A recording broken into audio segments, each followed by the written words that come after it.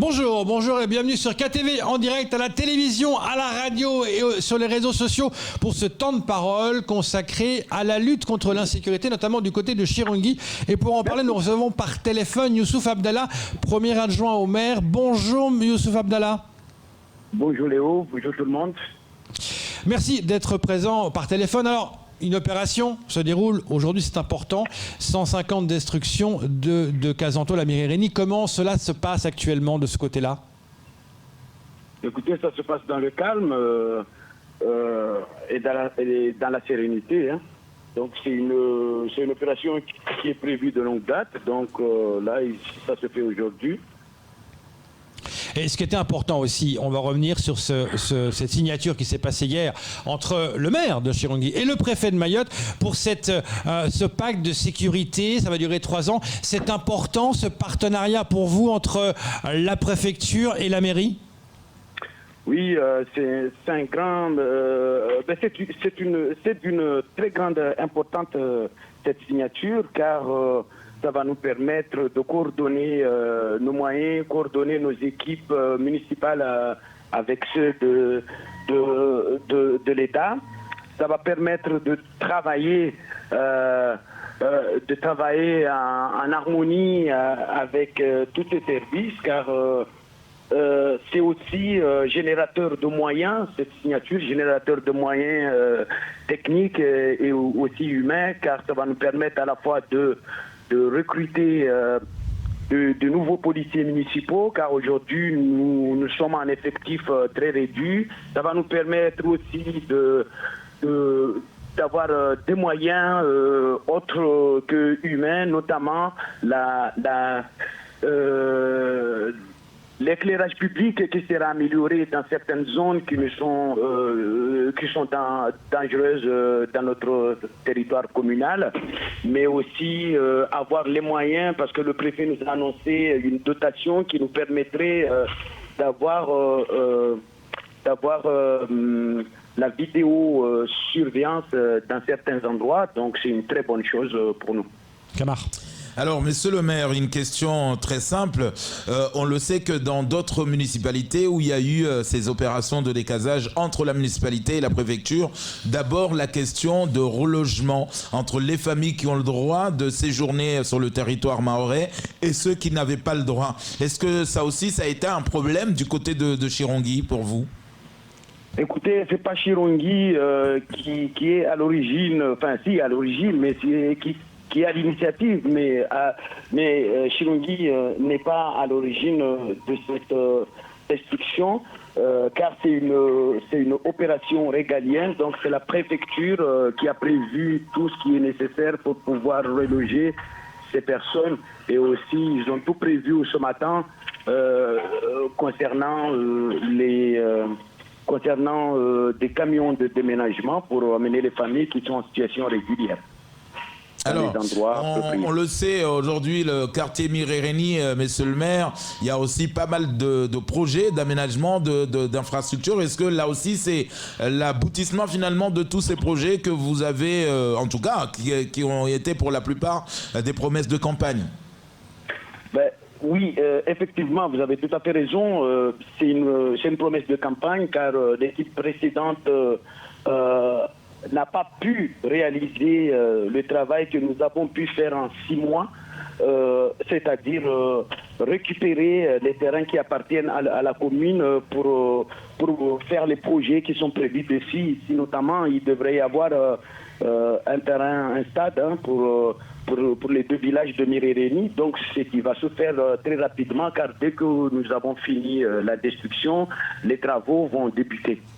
Youssouf Abdallah, l'autre fois, vous avez parlé de cette lutte contre les marchands de sommeil que vous avez essayé de mettre en place. Où ça en est, cette lutte-là? Écoutez, tous les boutons sont appuyés. Donc, nous, au niveau de la municipalité, nous avons fait le nécessaire au niveau de la justice par rapport à la population, car il faut savoir que la lutte contre les marchands de sommeil, il faut une volonté de la population, car la mairie a beau appuyer tous les boutons, mais si la population ne suit pas, on ne pourra pas aboutir à quelque chose. Donc, du coup, nous avons mis la population sous leur responsabilité, car c'est la population qui loge les personnes, donc chacun prendra ses responsabilités au niveau de la justice. Et justement, comment réagisse la population de votre commune par rapport à tout ce que vous faites contre l'insécurité ? Ben écoutez, ça a bonne presse, hein. Ça a très très très bonne presse au niveau de la population, car l'insécurité qui règne partout dans l'île, elle est aussi liée à ce problème. Elle est aussi liée à ce problème des marchands de sommeil, du travail illégal, voilà. Tout ça c'est lié à ça, donc c'est un fléau départemental, hein. Ça ne concerne pas que notre commune. Oui, mais on sent que vous êtes l'une des plus actives hein, dans ce domaine. Est-ce que vous pensez que ça pourrait faire boule de neige pour toutes les communes ? Ben, j'espère que les autres communes vont prendre exemple, car s'il n'y a que notre commune qui fait ce qu'il y a à faire, mais les gens, ça serait seulement déplacer le problème au lieu de le résoudre, car les gens qui partiront de Chirongui iront dans une commune environnante. Donc, il faudrait que ça soit un travail qui soit de concert avec toutes les communes de l'île. Alors, Youssouf Abdallah, quand on regarde dans la municipalité, on se rappelle que vous aviez promis d'augmenter aujourd'hui le nombre de policiers municipaux et des ASVP. Est-ce que, quand vous regardez la réalité aujourd'hui sur le terrain, Chirongui n'est pas aussi touché par exemple que Mamoudzou? Est-ce qu'aujourd'hui, il en vaut la peine aujourd'hui d'augmenter absolument le nombre des ASVP et de policiers municipaux?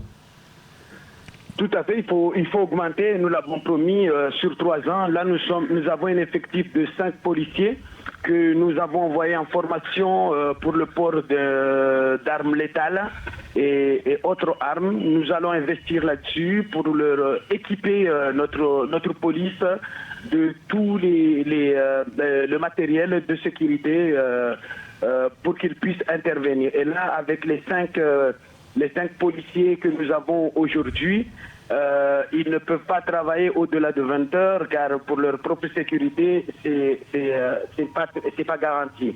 Donc c'est pour cela que nous avons annoncé hier que d'ici 3 ans, nous allons passer à 12 policiers formés et armés. Est-ce qu'on peut dire qu'à Chirongui, le mot d'ordre, c'est tolérance zéro? C'est tolérance zéro. Ici, on ne va pas lésigner sur les moyens. Quand nous pouvons faire quelque chose, nous le ferons pour la population. Alors, on revient sur un problème qui ne vous concerne pas forcément, puisque vous êtes voisin avec la commune à côté, notamment la commune de Bandélé. Monsieur le maire, souvent, on entend ce qui se passe, par exemple, à Mnyambani. Mais est-ce que là, avec la commune ou avec le CCC Sud, l'Interco, est-ce que vous travaillez avec le maire de Bandélé, en même temps avec la brigade d'Omzoazia pour endiguer en tout cas des fois des phénomènes qu'on peut voir du côté de Mnyambani, pas loin de chez vous? Les phénomènes qui sont du côté de Mnyambani sont des phénomènes régaliens. Moi, je ne peux pas, nous en tant que commune, nous allons rester sur nos compétences. Et oui, quelque part, oui, il faudrait travailler ensemble. Nous, on travaille déjà avec la gendarmerie de Mzoazia. Nous avons les mêmes moyens de communication. Donc tout ce qui se passe, nos PM, hein, nos policiers municipaux sont au courant, donc ça facilite les interventions. Mais je ne peux pas parler de la commune de Bandélé.